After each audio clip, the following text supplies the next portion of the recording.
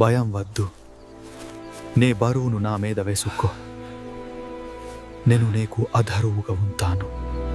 ఈరోజు దేవుని వాగ్దానం, నీ భారమును యెహోవా మీద వేయము, ఆయన నిన్ను ఆదరించును. నీతిమంతుడు ఎప్పటికీ కదలకుండునట్లు ఆయన అనుగ్రహించును.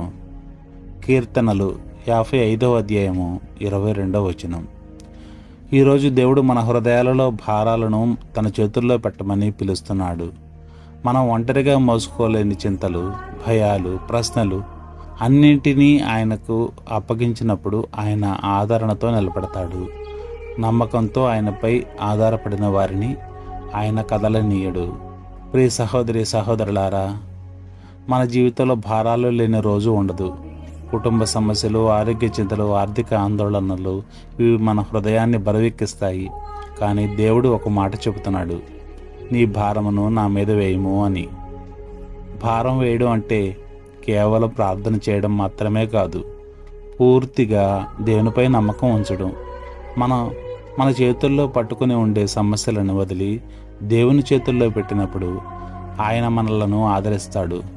మనం కూలిపోకుండా, కదలనీయకుండా నిలబెడతాడు.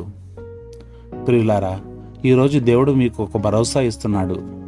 నీవు ఒంటరివి కాదు, నేను నీతో ఉన్నాను అని.